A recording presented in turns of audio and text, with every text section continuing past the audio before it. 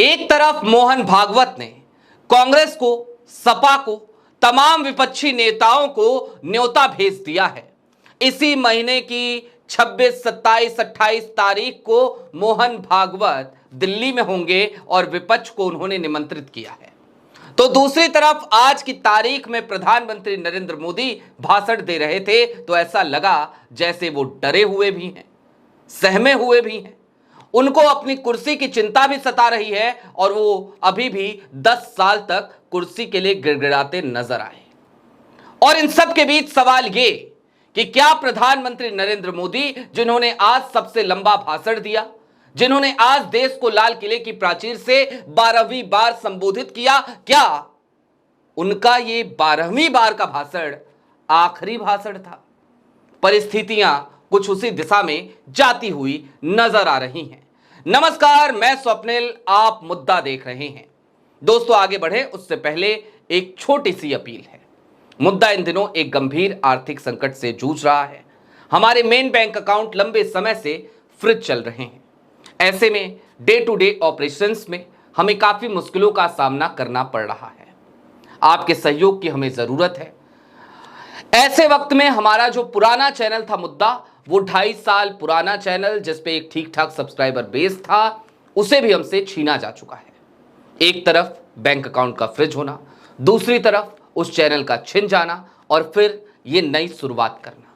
जाहिर सी बात है, हालात थोड़े मुश्किल हैं। लिहाजा यदि आप सक्षम हो, यदि आप चाहें तो छोटी छोटी मदद अपनी क्षमता अनुसार मुद्दा की जरूर कीजिएगा। इसके लिए आप स्क्रीन पर दिख रहे QR कोड या फिर के नीचे दिख रहे UPI नंबर का इस्तेमाल कर सकते हैं। आगे बढ़ते हैं और अब मैं आपको सीधे तौर पर एक खबर आपकी स्क्रीन पर दिखाना चाहता हूं। शुरुआत वहीं से करेंगे। जी हां, आपकी स्क्रीन पर एक खबर है। राष्ट्रीय स्वयंसेवक संघ 26, 27, 28 तारीख को एक कार्यक्रम दिल्ली में आयोजित करने जा रहा है और यह जो कार्यक्रम होगा, इसमें भारतीय जनता पार्टी के ही लोग नहीं आएंगे। इसमें कांग्रेस के लोग होंगे, समाजवादी पार्टी के लोग होंगे, ममता बनर्जी की पार्टी के लोग होंगे। ऐसा संघ ने किया है। कांग्रेस जाएगी नहीं जाएगी यह अलग बात, सपा शामिल होगी नहीं होगी यह अलग बात, लेकिन संघ ने सबको न्योता भेजा है। और न्योता भेजने के साथ साथ इस कार्यक्रम में इस बात का भी ऐलान किया गया है कि यहां पर ट्रंप के टैरिफ से लेकर ऑपरेशन सिंदूर तक सब पे बात की जाएगी। यानी कि प्रधानमंत्री नरेंद्र मोदी को घेरने की एक और कोशिश के तौर पर आप देख सकते हैं संघ के इस त्रिदिवसीय शिविर को। और इस खबर के साथ ही साथ अब जरा समझिए आजकल के हालात।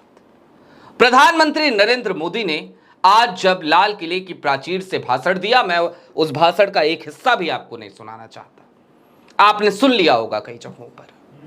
लेकिन प्रधानमंत्री नरेंद्र मोदी ने आज राष्ट्रीय स्वयंसेवक संघ की भूरी भूरी प्रशंसा करी।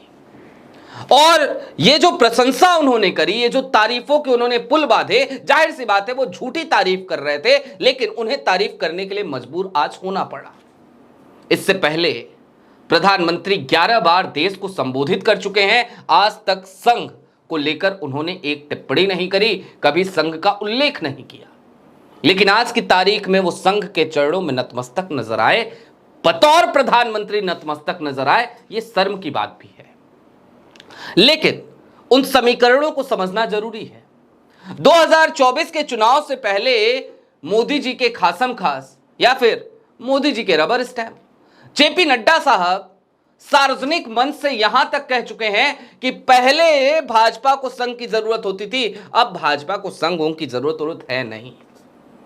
तो जो प्रधानमंत्री मोदी 2024 के चुनाव से पहले अपने रबर स्टैंप से इस तरीके के बयान दिलवा दिया करते थे, आज की तारीख में उनका इस तरीके से झुक जाना, 90 डिग्री का कोण बना लेना, यह इस बात को बताने के लिए काफी है कि प्रधानमंत्री नरेंद्र मोदी आखिरकार कितने सहमे हुए हैं, कितनी आशंकाएं उनको घेरे हुए हैं।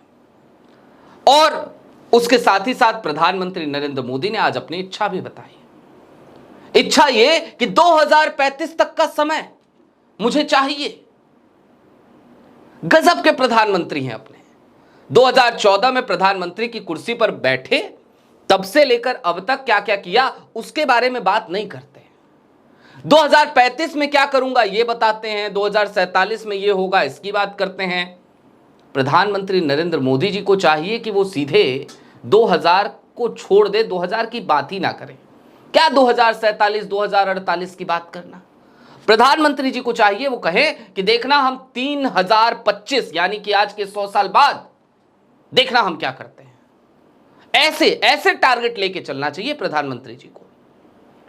ये 10 साल उस साल का टारगेट प्रधानमंत्री जी कुछ समझ से परे है हमारा। आप बहुत विराट व्यक्तित्व के धनी हैं। खैर, हम विषयांतरित हो गए, उसके लिए माफी।